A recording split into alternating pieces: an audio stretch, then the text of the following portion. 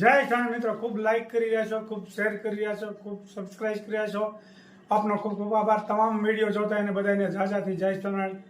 એક સરસ રાજા બાવાન જે થઈ ગયા હોય ને અમુક ઈ તો કે ઘેરે કઈ ખાવાનું ન હોય ને એટલે થઈ જતા હોય, પણ મિત્રો એવું નથી. ઘણા લોકો એવું વાત કરતા હોય, બધાની વાત નથી, એવા કોક હોય. તો જે રાજા ભરતરી, રાજા ગોપીચંદ, જે 99 લાખ માળવાનો ધણે, ઈ સાધુ થઈ ગયા. પછી બ્રહ્માનંદ સ્વામી સાધુ થઈ ગયા. બ્રહ્માનંદ સ્વામીને તો પોતે મળતો હોનું પહેરતા, એને ઉટડી હતી ને 10 કિલોનો, એને ઉટડીનો એને પહેરવાનો એનો પોશાક હોય ને એમાં 10 કિલો હોનું તો બ્રહ્માનંદ સ્વામી ઉટડીમાં વાપર્યું. તો વિચાર કરો, એવા લોકોને ખબર પડી ગઈ હતી કે આ શરીર નાશવંત છે, એટલે જન્મ મરણનો ફેરો માત્ર મનુષ્યના અવતારમાં જ ટળે છે, બાકી ક્યાંય ટળતો નથી. એ બધું છોડી દીધું, અજબો રૂપિયાની સંપત્તિ છોડી દીધી અને એ જન્મ મરણનો ફેરો ટાળી દીધો. એટલે આવા માણસો ઘણા લોકો જે હોય ને એવા લોકો વાતો કરતા હોય કે તો ઘરે કઈ ખાવાનું હોય ને એટલે બધા સાધુ થઈ જાય, પણ એવું નથી હોતું મારા વાલા. જે અંતર જેને હુજી જાય છે ને એ સાધુ થઈ જાય. કે સાધુ થવું એ રાકાવનું કામ નથી, એ તો સંત સુરાનું, એ સુરવીરનું કામ છે, એ બીજા રાકાનું કામ નથી. જય સ્વામિનારાયણ. વગેરે નાસ્તો કરવા આવી ગયા દરરોજ.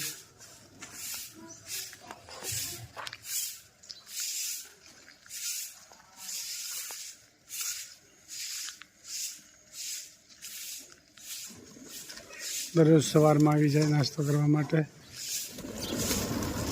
જોઈ શકો છો. બપોરની રસોઈ બનાવવાનું શરૂ છે. માલા ગઈ છે સ્કૂલ અને હું બનાવી રહી છું રસોઈ. 11:30 વાગ્યા છે અને અહીંયા કેરીનો રસ કાઢવાનો છે અને આ સ્ટ્રેનરમાં કાઢવાનો, એટલે સરસ એકદમ આપણે પેલા સાદરીમાં કાઢતા ને એવો ટેસ્ટ આવે. રૂચા બધામાં રહી જાય અને મસ્ત ટેસ્ટ આવે. તો હમણાં હું બતાવું કે કેરીનો રસ હું કેવી રીતે કાઢું છું. લોટ બંધાઈ ગયો છે અને શાક પણ થઈ ગયું છે. રસ કાઢવાનું શરૂ છે. ધોઈને આવી રીતે કાપી લેવાની સરસ, અને આ જાળી છે એના માપનું જ નીચે વાસણ લેવાનું અને આવી રીતે સેટ કરી દેવાની. અને હવે એક એક આને આવી રીતે ઘસતું જવાનું, એટલે આવી રીતે નીચે રસ નીકળશે. એટલે આ એક મસ્ત ટ્રીક છે રસ કાઢવા માટેની. હમણાં હું બતાવું કે કઈ રીતે રસ કેવો નીકળે છે. સરસ મજાનો રસ તૈયાર થઈ ગયો છે.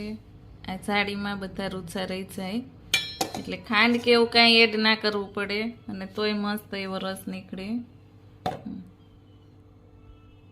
તો સરસ મજાનો રસ તૈયાર થઈ ગયો છે. બધા જમવા પધારજો. ભરેલા મરચાં બનાવવા છે, તો એના માટે મરચાં લીધા અને અંદરથી બધા દાણા કાઢી લીધા છે. અને આવી રીતે ચીરા પાડી લેવાના અને અહીંયા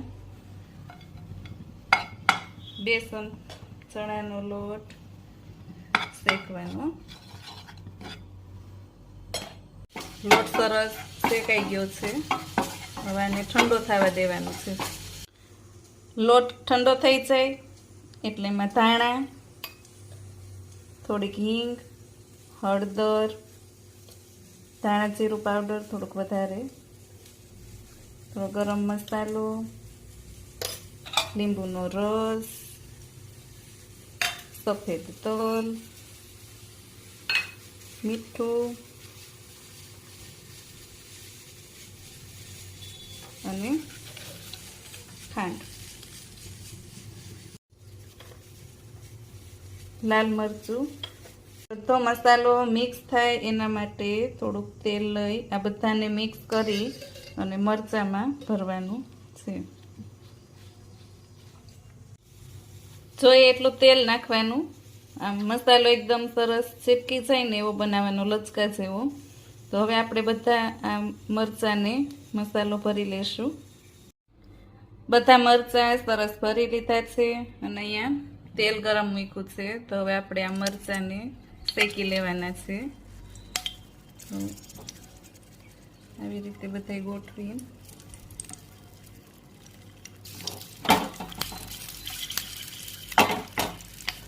મીડિયમ ગેસે આને તળી લેવાનું. હલાવતા જવાના. તળતા જવાના. પપ્પાને બહુ ભાવે આ મરચાં.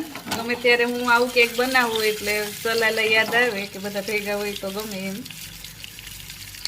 આવી રીતે તળાઈ જાય થોડીક વાર પછી એટલે ઢક્કન લગાવી થોડીક વાર રહેવા દેવાના એટલે અંદર સરસ બફાઈ જાય. તો આવી રીતે પલટાવી મરચાં શેકી લેવાના. 5 મિનિટ પછી મસ્ત આપણા મરચાં શેકાઈ ગયા છે અને તૈયાર થઈ ગયા છે. આવું કંઈક મેનુ છે અમારી ઘરે. રોટલી, સૂકી ચોળીની સબ્જી, કેરડાનું અથાણું, ભરેલા મરચાં બનાવ્યા, ઠંડો કેરીનો રસ અને સાથે ઠંડી છાશ. માયલા સ્કૂલથી આવી ગઈ છે. માયલા જમવાનું છે ને બેટા? ભૂખ લાગી છે ને? હા, હવે માયલા જમી લેશે. શું કામ હાલેશ?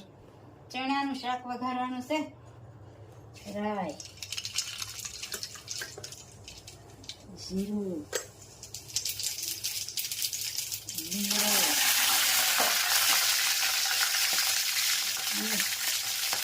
ચણા મસ્ત બફાઈ ગયા છે. સરસ મજાનું ચણા શાક બની ગયું છે. ચણા મસ્ત બફાઈ ગયા.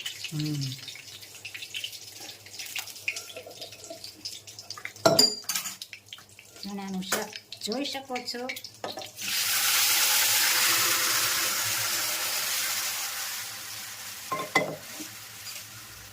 ચણા મસ્ત બફાઈ ગયા અને વઘાર પણ સરસ થઈ ગયો. તો ચણા ભાવતા હોય આવજો. ચણા તો લગભગ ભાવતા જ હોય બધાને લગભગ તો. કોમેન્ટ હારી કે તમે ભજ્યા કરો ને અમારા મોઢામાં પાણી આવી જાય છે. ના, લોકોને ભાવ. ખૂબ સરસ મજાની કોમેન્ટ આવી રહી છે. ખૂબ સરસ બહેનો કોમેન્ટ કરી છે. બધી બહેનોનો ખૂબ આભાર.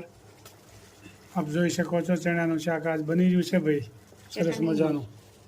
ધાણા જીરું અને નિમક નાખ્યું બાફામાં એટલે મસ્ત સડી જાય.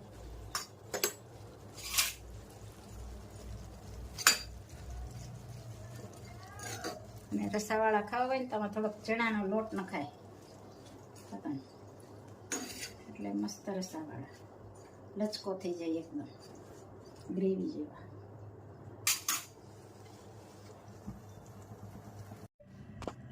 મળતો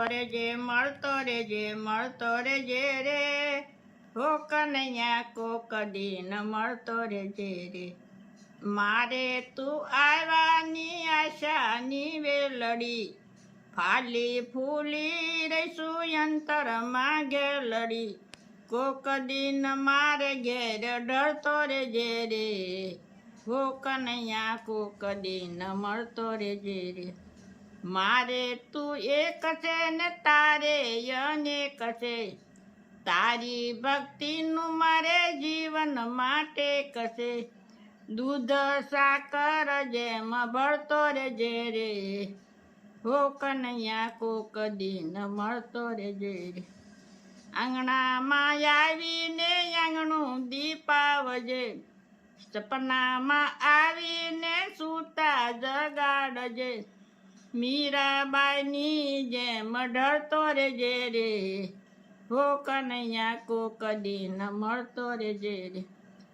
અમને તમારા શરણોમાં રાખજો. ભૂલ ચૂક મારી સુધારી લેજો. કોક દિન દર્શન દેતા રેજો રે હો કનૈયા કોક દિન મળતો રેજે રે. જય સર. ખૂબ સરસ મજાનું કીર્તન ગાયું. જેમ મીરાબાઈને જેમ કૃષ્ણ ભગવાન મળતા હતા ને એવી રીતે અમને મળતા રહીજો. આવી રીતે કૃષ્ણ ભગવાનનું ખૂબ સરસ મજાનું ભજન ગાયું મારા ભાઈએ. જય સ્વામિનારાયણ.